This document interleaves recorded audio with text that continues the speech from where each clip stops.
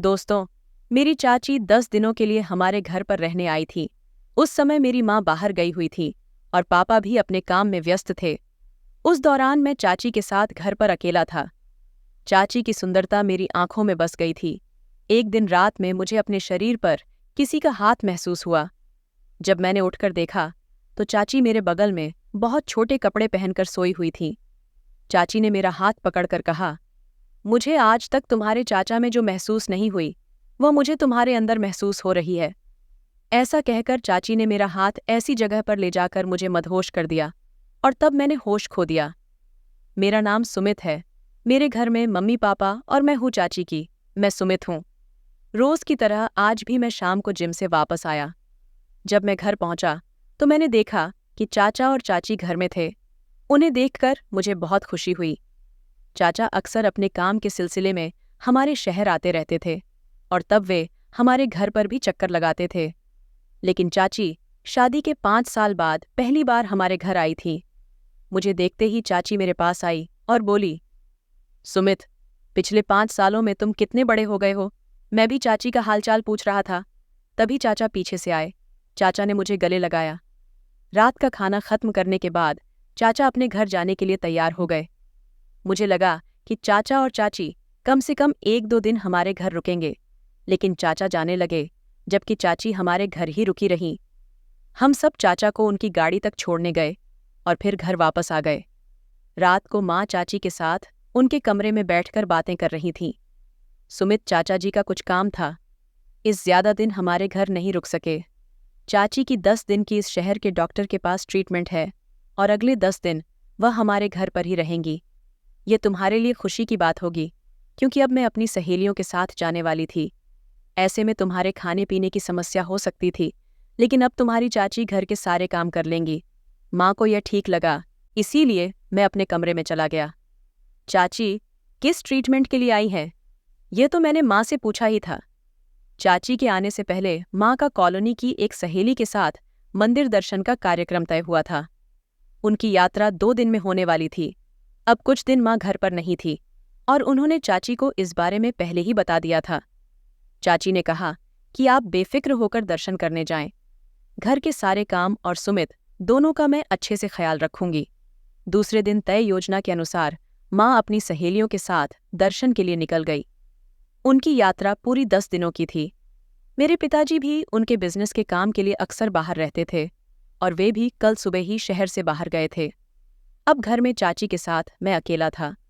माँ ने घर से निकलते ही मुझे 6-7 फ़ोन किए थे। उन्हें मेरी बहुत चिंता हो रही थी। शाम को जब मैं घर आया तो अपना खाना बनाने के लिए किचन में जाने लगा। तभी मैंने देखा कि चाची किचन से मेरा खाना लेकर बाहर आ रही थी। रोज़ तो मैं खुद ही अपना खाना बनाता था। माँ कहती थी, तुझे अपने खाने वगैरह में मुझे बिल्कुल भी शामिल नहीं करना चाहिए। जो भी खाना हो तू खुद ही बना। रोज़ शाम को मैं 2 उबले हुए अंडे और भाप में पकी हुई दालें खाता था, लेकिन आज चाची ने मेरा खाना पहले ही बना दिया था।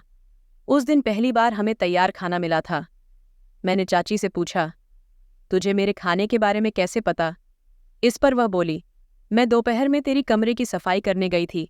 तब मैंने वहां पर तेरा खाना का पूरा चार्ट देखा, जिसमें किस दिन क्या खाना है सब कुछ लिखा हुआ था। मैंने कहा, वाह चाची, तुम तो। ऐसा कहकर मैंने चाची को गले लगा लिया। मुझे तैयार किया हुआ खाना मिलने के कारण मैं खुशी ही था। मुझे अंदाजा नहीं था कि मेरी अनजाने में दी गई गले लगने की प्रतिक्रिया चाची पर इस तरह का असर करेगी। जब मैंने चाची की तारीफ की तो वह मुस्कुरा दी। अगले 2 दिन भी ऐसे ही बीत गए। हर दिन मेरे व्यायाम के चार्ट को पढ़कर चाची मेरे लिए समय पर मील तैयार करती थी और मुझे सब कुछ सही समय पर मिल जाता था। 2 दिन बाद माँ का फ़ोन आया। तुम मेरी चिंता करना छोड़ दो। चाची मेरे डाइट से लेकर खाने तक सब कुछ सही समय पर और ढंग से दे रही है। अब तुम मुझे बिल्कुल भी बार बार फ़ोन मत करो। बस अपनी ट्रिप का आनंद लो। मेरी चिंता करने के लिए चाची है। उस दिन के बाद माँ ने मुझे फ़ोन करना बंद कर दिया था। कभी कभार वह मुझे सिर्फ 1-2 मैसेज करती थी। उस दिन रात को चाची मेरे कमरे में आई। उसने कहा, आज मुझे नींद नहीं आ रही है। चाची मुझसे बातें करने लगी। बातें करते करते मैंने उससे पूछा, तुम्हारी कौन सी ट्रीटमेंट चल रही है इस पर? चाची ने कहा, बच्चा होने की आगे मैंने उससे और कोई सवाल नहीं किया। तभी अचानक घर में छिपकली को देखकर चाची घबराकर मुझसे लिपट गई। जब उसने मुझे अचानक से जोर से गले लगाया तो मुझे थोड़ी सी शर्म महसूस हुई, क्योंकि वह मेरी चाची थी। चाची वैसे तो जवान थी। काफी देर तक चाची ने मुझे अपनी बाहों से अलग नहीं किया, बल्कि वह मेरे शरीर पर बार बार हाथ फेरने लगी। तब मैंने उसे दिलासा दिया। मैंने उसे खुद से दूर किया। इससे क्या डरना। उसकी नज़र देखकर मुझे खुद ही शर्म आने लगी और मेरी नज़रें नीचे झुक गईं। मैंने कहा कि मुझे बहुत नींद आ रही है और उसे भी जाकर उसके कमरे में सोने के लिए कहा। सुबह मैं अपने समय पर कॉलेज के लिए निकल गया। दोपहर में चाची अपने ट्रीटमेंट के लिए जाती थी।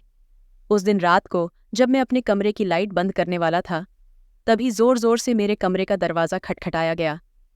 दरवाज़ा खोलते ही चाची सामने खड़ी थी। वह घबराई हुई हालत में मेरे कमरे में दौड़ती हुई आई। मुझे देखते ही चाची ने मुझे जोर से गले लगा लिया। वह मुझसे बहुत ही ज्यादा लिपट गई थी। क्या बात थी? मैंने उसके सिर पर हाथ फेर कर पहले उसे शांत किया। वह मेरी बाहों से अलग होने को तैयार नहीं थी। उसने कहा, सुमित, आज मैं दीदी के कमरे में अकेले नहीं सो सकती। मुझे अजीब अजीब ख्याल आ रहे हैं। या तो तू मेरे कम में सो जा या मुझे तेरे साथ तेरे कमरे में सोने दे। मैंने चाची को शांत किया और पूछा कि तुम्हें किस बात का डर लग रहा है। इस पर उसने कहा, जिस डॉक्टर से मैं इलाज करवा रही हूं वह मेरे साथ क्या करेगा, ये मैं नहीं बता सकती। मुझे उसी का डर है और मेरे दिमाग में बार बार अजीब अजीब विचार आ रहे हैं, जैसे कि वह डॉक्टर मेरे साथ ऐसा कहकर चाची फिर से मुझसे लिपट गई। चाची का इतना करीब से होना मेरे मन में भी अजीब अजीब ख्याल ला रहा था। मैं बार बार उसका हाथ छुड़ाने की कोशिश कर रहा था, लेकिन वह बार बार मेरे चेहरे पर हाथ फेर रही थी। चाची को क्या हो गया था? पता नहीं। उसका डरा हुआ चेहरा मैंने कुछ समय पहले ही देखा था, इसलिए मैं उसे बार बार खुद से दूर नहीं कर पा रहा था। चाची का स्पर्श ना चाहने वाली जगहों पर हो रहा था, इसलिए मैंने कमरे का लैंप जला दिया।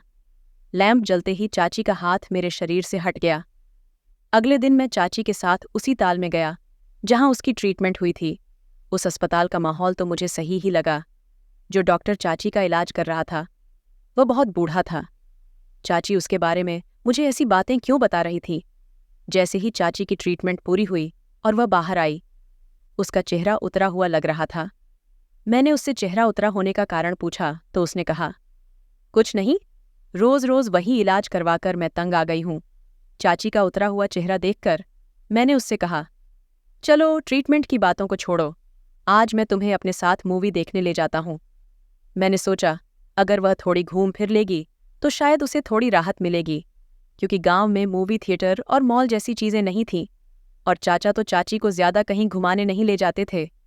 ये मुझे पता था। जैसे ही उसने सुना कि मैं उसे घुमाने ले जा रहा हूं, चाची का चेहरा खिल उठा। आधी मूवी देखते ही चाची ने मेरा हाथ पकड़ लिया और कुछ ही समय में वह मेरे कंधे पर सिर रखकर सो गई। उस दिन उसने मॉल में मेरे साथ बहुत मस्ती की थी।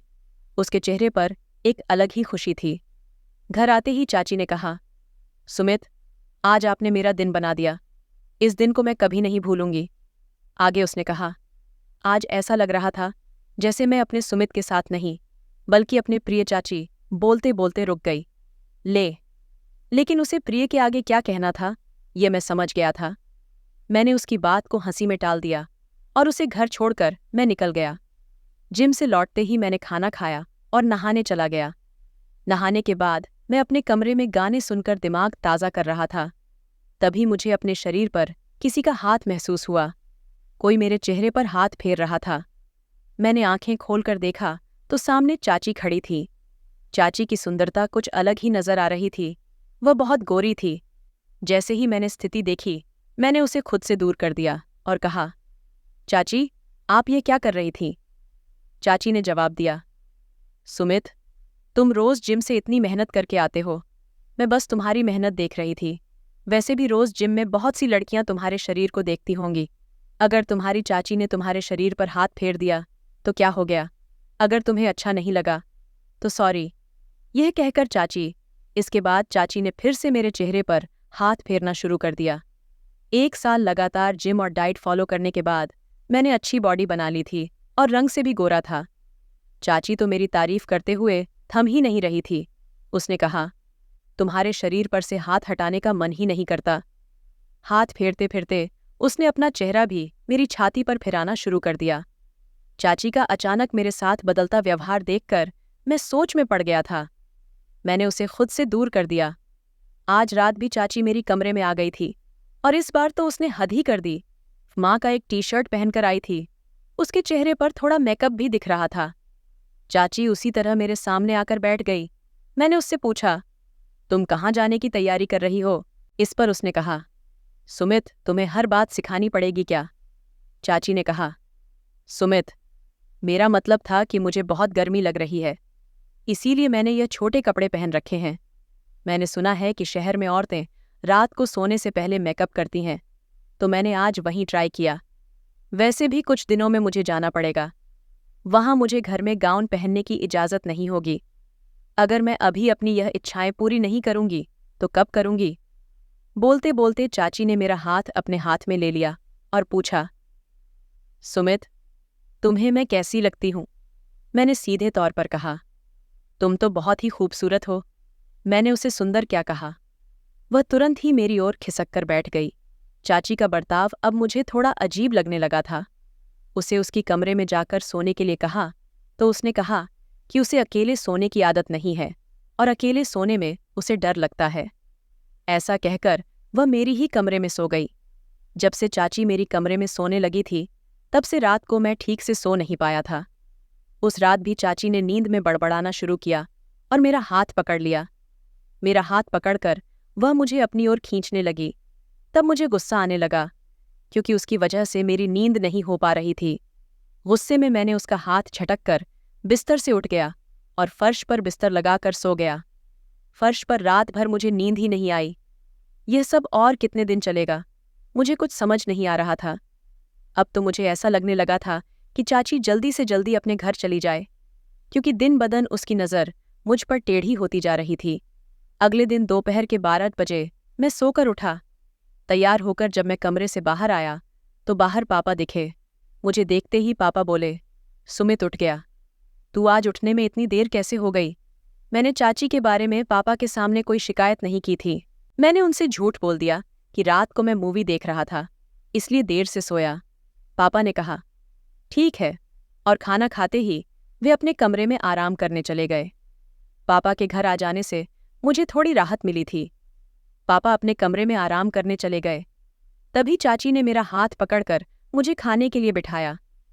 वह मुझे इस तरह से खाना परोस रही थी जैसे वह मेरी नई नवेली दुल्हन हो। मैंने सिर झुकाकर जैसे तैसे खाना खाया। उस रात मुझे अच्छी नींद आई। क्योंकि पापा घर पर थे, इसलिए चाची मेरे कमरे में नहीं आई। रात को पापा मेरे कमरे में सोए थे। अगले दिन नाश्ता होते ही पापा अपने काम पर जाने के लिए निकल गए। जाते समय पापा ने कहा, अब मैं 5 दिन बाद ही घर लौटूंगा। मतलब पापा सिर्फ 1 दिन के लिए घर आए थे। पापा अब 5 दिन तक घर नहीं रहेंगे। ये सुनकर चाची के चेहरे के हाव भाव अचानक बदल गए। वह मुझे अचानक से एक हंसी नज़रों से देखने लगी। पापा के जाते ही मैं भी अपना सामान समेटने के लिए अपने कमरे में चला गया। सब कुछ समेटकर जब मैं हॉल में आया तो मैंने एक ही जूता पहना हुआ था। तभी चाची के चिल्लाने की आवाज़ सुनाई देने लगी। उनके चिल्लाने की आवाज़ से मैं दौड़ता हुआ वहां गया। वह माँ के कमरे के बाथरूम में नहा रही थी और अंदर से कह रही थी, सुमित, गर्म पानी का गीज़र लीक हो गया है। यहाँ चारों तरफ पानी ही पानी है। गीज़र के गर्म पानी में मुझे बहुत जलन हो रही है। सुमित, जल्दी अंदर आकर मुझे बचाओ। वह बार बार यही कह रही थी। उनके इलाज के अभी कुछ दिन बाकी थे, इसलिए मैं उन्हें कुछ न हो जाए, इस डर से मैं बहुत घबरा गया था। तब मैं सीधा उनके बाथरूम में घुस गया। जैसे ही मैं बाथरूम में गया, वहां ना तो मुझे गर्म पानी की भाप दिखी और ना ही गीज़र लीक होता नजर आया। वहां मुझे वह सब दिखा जो मुझे नहीं देखना चाहिए था। चाची मुझे उस हालत में दिखी जिस हालत में उन्हें नहीं दिखना चाहिए था। वह मेरे सामने खड़ी थी। मैंने तभी अपनी आंखें बंद कर लीं और चाची से कहा, चाची, तो तुम ये अजीब हरकत क्यों कर रही हो? मैं पीछे मुड़कर बाहर जाने लगा। तभी वह मुझसे गई। मैंने कहा, चाची, मुझे जल्दी से जल्दी छोड़ दो, मुझे यहाँ से बाहर जाने दो। मैंने इतना कहने के बावजूद चाची मुझे छोड़ने को तैयार नहीं थी। तब मैंने कहा, अगर तुमने मुझे अभी नहीं छोड़ा तो मैं माँ को फ़ोन करके सब कुछ बता दूंगा। माँ का नाम लेते ही चाची मुझसे दूर हो गई और कहने लगी, सुमित प्लीज कुछ मत बताना। और वह मुझसे विनती करने लगी। मैं बाथरूम से बाहर आया तो चाची भी मेरे पीछे पीछे बाहर आ गई। मैंने उसकी तरफ ना देखकर दूसरी दिशा में मुंह मोड़ लिया। चाची ने कहा कि वह मेरे साथ समय बिताना चाहती है। चाची की मुझ पर गलत नज़र थी। ये उसके व्यवहार से मुझे समझ में आ रहा था। अब तो उसने साफ साफ सब कुछ कह ही दिया था। चाची की सुंदरता देखकर मैं अपना होश नहीं खो बैठा था। भले ही वह कितनी भी सुंदर हो, लेकिन मुझे अच्छे से पता था कि मेरा और उसका क्या रिश्ता है। तुम जो कह रही हो क्या तुम्हें समझ में आ रहा है सुमित? तुम मेरी बात को मजाक में मत लो। मैं जो कुछ भी कह रही हूँ वह पूरी होश में कह रही हूँ। बस कुछ रातें मेरे साथ बिता दो, यही मेरी एकमात्र इच्छा है। ये कहते हुए चाची रोने लगी। उसके बाद बा से मुझे समझ में आ गया कि वह किसी और कारण से मुझसे नज़दीकी बढ़ाने की कोशिश कर रही है। मैं उसके कमरे से बाहर निकल गया। कुछ समय बाद चाची साड़ी पहनकर मेरे कमरे में आई। इस बार भी उसकी आंखों में आंसू थे। मैंने उससे कहा, चाची, मुझे कभी कभी भी यह ख्याल नहीं आया था कि तुम्हारी नज़र मुझ पर फिरेगी, लेकिन तुम्हारी बातों से मुझे यह समझ में आ रहा कि तुम्हें किसी और कारण से मेरे साथ समय बिताना है। असली कारण क्या है वह मुझे बताओ। तब वह रोते हुए बोलने लगी, 2 साल से मैं बच्चा होने के लिए इलाज करा रही हूँ। न जाने कितनी गलत दवाइयाँ और इंजेक्शन ले चुकी हूँ। मैं तंग आ गई हूँ। अब 10 दिन की एक और ट्रीटमेंट के लिए मैं शहर आई हूँ। देखते देखते 1 हफ्ता बीत गया और अब मुझे यह अच्छे से समझ में आ गया है कि इस 10 दिन की ट्रीटमेंट का भी कोई फायदा नहीं होगा। ससुराल जाकर मुझे अपनी सास की बातें नहीं सुननी है। पिछले 10 दिनों की ट्रीटमेंट का मुझ पर कोई असर नहीं हुआ है। इसीलिए सासू माँ कह रही है कि वे तुम्हारे चाचा का दूसरा विवाह करवाएंगे। मेरे पति का दूसरा विवाह करवाने से भी कोई फायदा नहीं होगा, क्योंकि कमी मुझ में नहीं बल्कि तुम्हारे चाचा में है। सासू माँ अपने बेटे की कमी स्वीकारने के लिए तैयार नहीं है और वे उसे इलाज करवाने के लिए भी बिल्कुल तैयार नहीं है। तुम्हारे चाचा भी अपनी कमी मानने के लिए तैयार नहीं है। मैं कितनी भी ट्रीटमेंट करवा लूँ उसका कोई फायदा नहीं होगा, ये मुझे अच्छी तरह से पता है। लेकिन सासू माम मेरी एक नहीं सुनती। तुम्हारे चाचा से तो मुझे संतान नहीं हो सकती। इसीलिए मैं तुम्हारे साथ संबंध बनाकर गर्भवती होने की सोच रही थी, ताकि ससुराल में जाकर मुझे ना किसी की बातें सुननी पड़े और ना ही मुझ पर बांझ होने का आरोप लगे। मैंने चाची का दुख समझा और मैंने कहा, चाची, तुम्हें मेरे साथ या किसी और के साथ संबंध बनाने की जरूरत नहीं है। मैं माँ पापा से कहकर चाचा और दादी को समझाने की कोशिश करूंगा। माँ तो घर में सबकी लाडली है, दादी और चाचा उसकी बात जरूर मानेंगे। बिना किसी दोष के तुम पिछले 2 साल से यह सब सहन कर रही हो, लेकिन अब नहीं। मैंने चाची से वादा किया कि उसने मेरे साथ जो कुछ भी किया वह मैं माँ या पापा या किसी और को नहीं बताऊंगा, केवल उसकी समस्या ही माँ के सामने रखूंगा। अगले 2-3 दिनों बाद माँ घर आई। मैंने माँ को सारी बात बता दी। जिस दिन चाचा चाची को वापस गांव ले जाने के लिए आया, उस दिन माँ पापा ने चाचा को समझाया। दादी को भी चाचा के साथ लाया गया था। दादी को भी समझ में आ गया कि चाची के साथ क्या दुर्व्यवहार हो रहा था। जब चाचा का चेकअप किया गया तो रिपोर्ट में पता चला कि कमी चाची में नहीं बल्कि चाचा में थी। उस दिन के बाद चाचा का इलाज शुरू हुआ। 1 महीने के बाद चाचा की समस्या भी खत्म हो गई और कुछ दिनों बाद चाचा चाची ने हमें खुशखबरी दी। दोस्तों, हर बार महिला में कमी नहीं होती है, कभी कभी पुरुष में भी कुछ समस्याएं होती हैं। इसे समय पर समझकर एक दूसरे पर दोष डालने के बजाय उन समस्याओं का इलाज कराना चाहिए। दोस्तों, यह कहानी पसंद आई हो तो वीडियो को लाइक, चैनल सब्सक्राइब करके घंटी को प्रेस करें।